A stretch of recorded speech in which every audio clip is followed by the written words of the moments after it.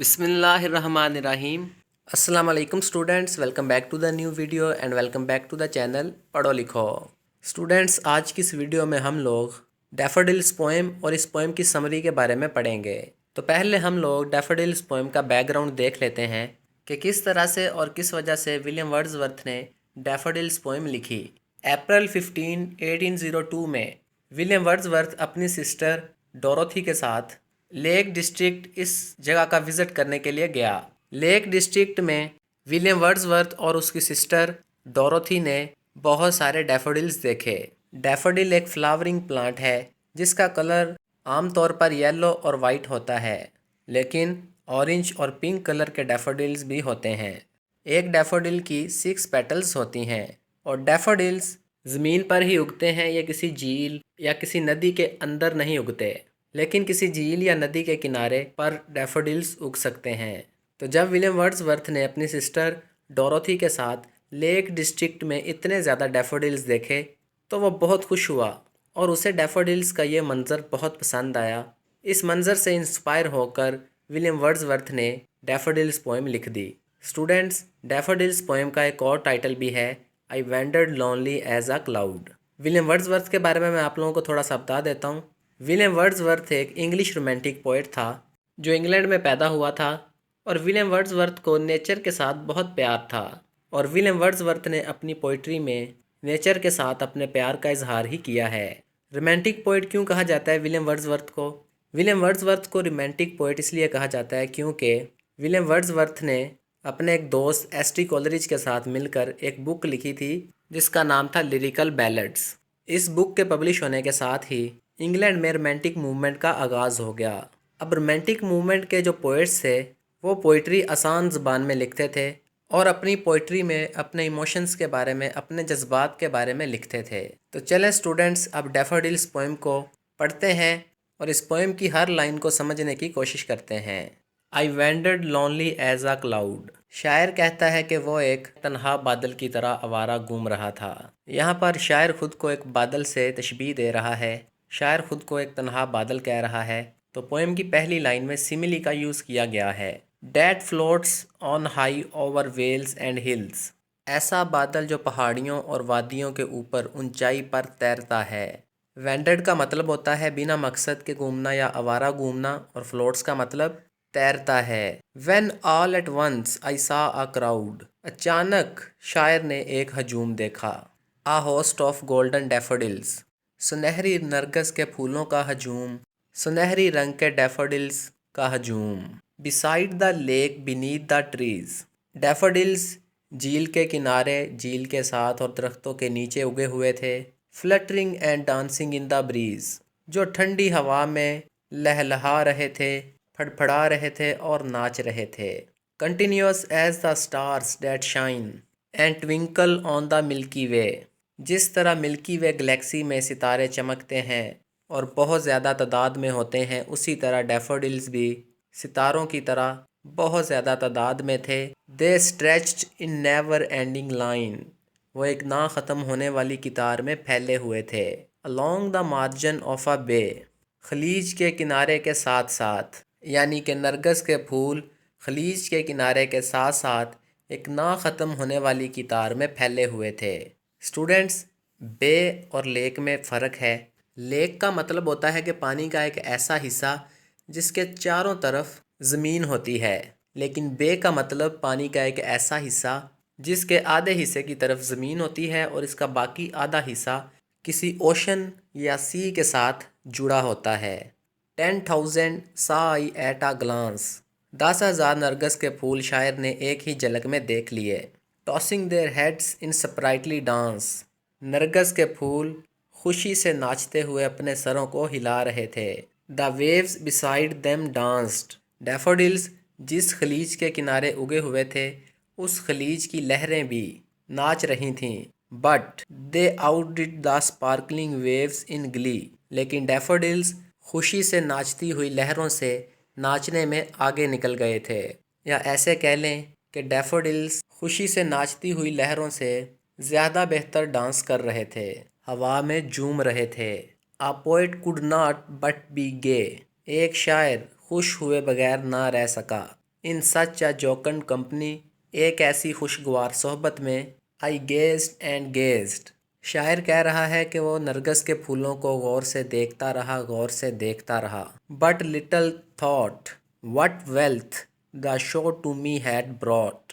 لیکن شاعر نے تھوڑا سا سوچا کہ اس خوبصورت منظر نے شاعر کو کون سی دولت دی ہے. یعنی کہ ڈیفوڈلز نے، نرگس کے پھولوں کے خوبصورت منظر نے شاعر کو خوشی کی دولت دی. لیکن اس خوشی کی دولت کے بارے میں شاعر نے اس وقت نہیں سوچا جب وہ ڈیفوڈلز کو دیکھ رہا تھا. For often when on my couch آئی لائی. شاعر کہتا ہے کہ اکثر جب وہ اپنے صوفے یا بستر پر لیٹتا ہے، ان ویکنٹ اور ان پینسیو موڈ، جب شاعر کا ذہن خالی ہوتا ہے یا شاعر غور و فکر کی حالت میں ہوتا ہے، سوچنے کی حالت میں ہوتا ہے، یا پھر شاعر کا موڈ غمگین ہوتا ہے، سیڈ موڈ ہوتا ہے، دے فلیش اپون دیٹ انورڈ آئی. ڈیفوڈلز کا وہ منظر شاعر کی اندرونی آنکھ میں چمکتا ہے. یہاں پر انورڈ آئی کا مطلب ہے شاعر کی میموری، شاعر کی امیجنیشن. ڈیفوڈلز کا وہ بیوٹیفل سین شاعر کی یادداشت میں، شاعر کے تصور میں آتا ہے. وچ از دا بلس آف سولیٹیوڈ، جو کہ تنہائی میں خوشی کا باعث ہے. And then my heart with pleasure fills, اور پھر شاعر کا دل خوشی سے بھر جاتا ہے اس منظر کے بارے میں سوچ کر، ڈیفوڈلز کے بارے میں سوچ کر. اینڈ ڈانسز ود دا ڈیفوڈلز، اور پھر شاعر کا دل خوشی سے بھر جاتا ہے اور ڈیفوڈلز کے ساتھ، نرگس کے پھولوں کے ساتھ ناچنے لگ جاتا ہے. اب اسٹوڈنٹس، آپ لوگوں کی انگلش کی بک کے پیج نمبر 249 پر اس پوئم ڈیفوڈلز کی سمری لکھی ہوئی ہے. اب وہ سمری پڑھتے ہیں. In this poem, William Wordsworth reflects on a moment of joy and inspiration he experienced while wandering alone in nature. Reflects مطلب ظاہر کرتا ہے، مومنٹ مطلب لمحہ، joy مطلب خوشی، انسپائریشن مطلب تحریک، ایکسپیرینسڈ مطلب محسوس کیا یا تجربہ کیا، وینڈرنگ alone اکیلے گھومتے ہوئے، ان نیچر قدرت میں. اس نظم میں ولیم ورڈزورتھ اس خوشی کے لمحے اور تحریک کے بارے میں بتاتا ہے، یا اس خوشی کے لمحے اور تحریک کو ظاہر کرتا ہے جس لمحے کا ولیم ورڈزورتھ نے تب تجربہ کیا جب وہ قدرتی مناظر کی سیر کر رہا تھا. He likens himself to a lonely cloud floating over hills and valleys until he discovers a vibrant scene of golden daffodils by a lake fluttering and dancing in the breeze. Likens مطلب تشبیہ دیتا ہے، himself خود کو، lonely cloud ایک تنہا بادل سے، floating جو تیرتا ہے، over hills پہاڑیوں پر، and valleys اور وادیوں پر، until he discovers جب تک اس نے دریافت کیا، a vibrant scene ایک شاندار منظر، of golden daffodils سنہری نرگس کے پھولوں کا، by a lake ایک جھیل کے کنارے، fluttering and dancing in the breeze ڈیفوڈلز لہلہا رہے تھے اور ناچ رہے تھے. شاعر خود کو ایک بادل سے تشبیہ دیتا ہے، جو بادل پہاڑیوں اور وادیوں کے اوپر تیرتا ہے، اور تیرتے تیرتے یعنی کہ گھومتے گھومتے شاعر نے سنہری رنگ کے نرگس کے پھولوں کا ایک شاندار منظر دریافت کر لیا. وہ ڈیفوڈلز ایک جھیل کے کنارے اگے ہوئے تھے اور ٹھنڈی ہوا میں لہلہا رہے تھے اور ناچ رہے تھے. The daffodils appear endless like stars in the Milky Way. Appear مطلب دکھائی دیتے تھے، endless نا ختم ہونے والے، like stars ان ستاروں کی طرح، in the Milky Way جو ملکی وے گلیکسی میں ہوتے ہیں، stretching پھیلے ہوئے تھے along the shore line اس جھیل کے کنارے. ملکی وے گلیکسی میں نا ختم ہونے والے ستاروں کی طرح وہ ڈیفوڈلز دکھائی دیتے تھے جو کہ جھیل کے کنارے پھیلے ہوئے تھے. Their lively movement surpasses even the dancing waves of the water in beauty and joy. lively movement زندہ دل حرکت، surpasses پیچھے چھوڑ دیا، even حتیٰ کہ the dancing waves ناچتی ہوئی لہروں کو، of the water اس جھیل کے پانی کی یا اس خلیج کے پانی کی، in beauty and joy خوبصورتی اور خوشی میں. ڈیفوڈلز کی زندہ دل حرکت نے خلیج کے پانی کی ناچتی ہوئی لہروں کو خوبصورتی اور خوشی میں پیچھے چھوڑ دیا. That sight brings a poet immense happiness, though he does not fully realize its impact at the time. Sight مطلب منظر، brings مطلب لانا، poet مطلب شاعر، immense مطلب بہت زیادہ، happiness مطلب خوشی. ریئلائز مطلب احساس ہونا، امپیکٹ مطلب اثر، ایٹ دا ٹائم اس وقت۔